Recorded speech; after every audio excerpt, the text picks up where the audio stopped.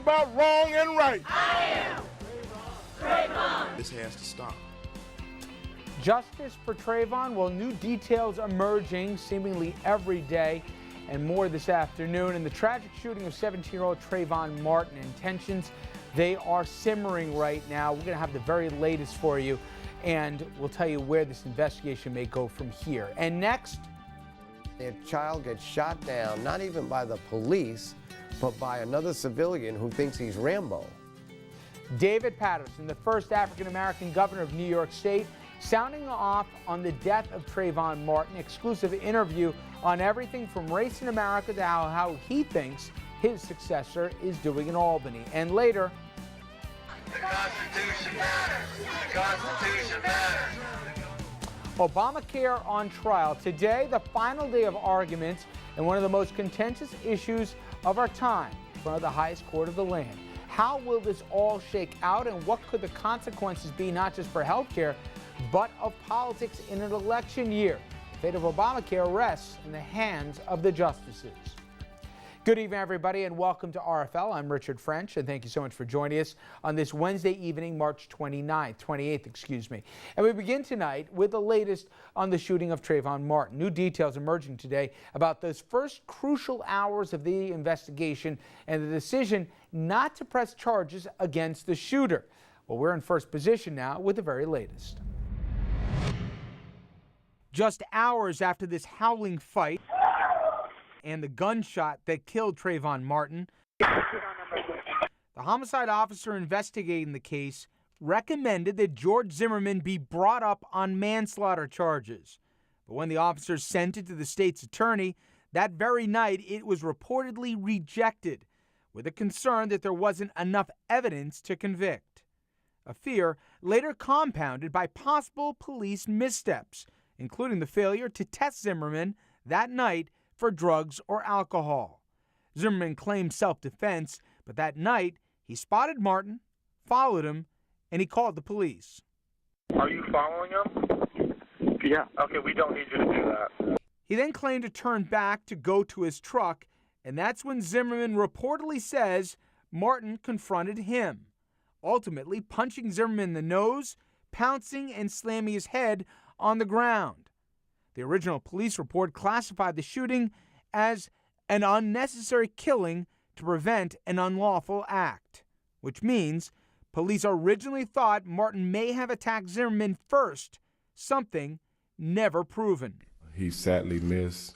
Trayvon Martin's parents said their son would still be alive had he not been the victim of racial profiling. Of course, my heart is broken, but it breaks even more to know that we have not gotten justice yet. And the family says their son is still being victimized. There are so many things now where they're trying to just blame the victim, demonize the victim. And today on Capitol Hill, Representative Bobby Rush, Democrat from Illinois, took to the House floor in a hoodie in a show of support for Trayvon Martin. He was kicked off the House floor for improper dress code. And joining us now to talk about not just the death of Trayvon Martin, but so much more, is Governor David Paterson, former governor of the state of New York, as you know, and current host of the Governor David Paterson Show on WOR Radio. Welcome. I appreciate a few minutes. Thank you. Well, nice to be here, Richard. Well, first off, did you ever think a couple of years ago you'd be joining the ranks of the people you're trying to avoid like the plague? Well, I might have thought that, but everybody else thought that I would wind up in this medium, and that's exactly what happened. So 6 months into it, is it what you expect here? Do you sympathize more with the media than you might have before, or what's your take on it? I sympathize with the media in the sense that every day you've got to come up with 2 hours of material. But I would say I am even more convinced that there are some sensational people in the media, just as there are in politics, and then there's some absolutely horrible people in the media, just as there are in politics.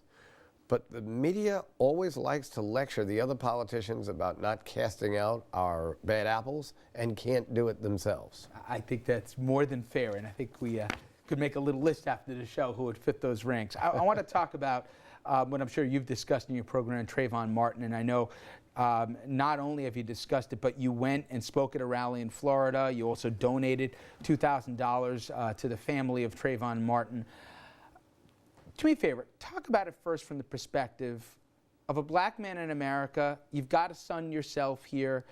We've had a lot of folks here on the set, whether people of cloth or to a person, they've all talked about the talk that they had or got as a kid, and how the shooting wasn't just the single shooting in Florida, it was about so much more. Well, you're right. My son was 17 the night of the NBA All-Star game, which is a little more than a month ago.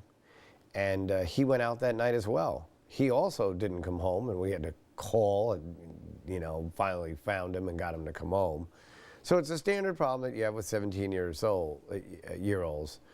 But the next day he celebrated his 18th birthday, and unfortunately the parents of Trayvon Martin, whose names are Tracy Martin and Sabrina Fulton, were making funeral arrangements for their son, seemingly as unnecessarily as any situation that you'll hear about for a long period of time.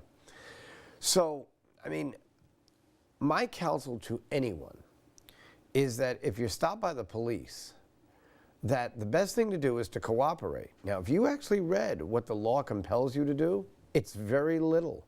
You don't really have to answer questions.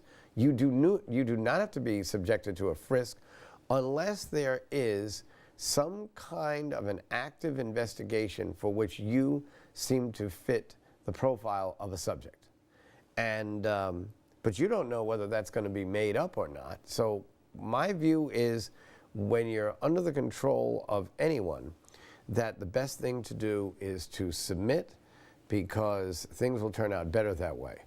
But what makes this case different was Trayvon Martin wasn't stopped by a police officer. He was stopped by a person who was on a watch patrol, a person who never registered the watch patrol, a person who was carrying a weapon on the watch patrol, which is against regulations, and who further ignored the heed of an EMS operator. So in other words, the police said, leave the subject alone, because as soon as he calls 911, George Zimmerman made Trayvon Martin the subject of a police investigation. He now belongs to the police, even though he's walking down the street and doesn't know it. When George Zimmerman goes over and intervenes, he actually now interferes with the investigation, and don't be surprised when you see him charged with that. But the first thing, according to the witness who Trayvon was talking to on the telephone, the first thing that Trayvon Martin says to him is, "Why are you following me?" He doesn't answer the question. He decides to ask his own question. What are you doing here? Well, you see, I think what we've missed about this whole case is that I get the feeling from everything Trayvon Martin was saying to his friend over the phone for the last 5 minutes, that he didn't think he was being pursued by the police. He may have not even had any idea there is such a thing as a neighborhood watch patrol. He thought he was being attacked by a potential criminal. And that's probably why they wound up having a fight, one they wouldn't have had if this individual had listened to the police.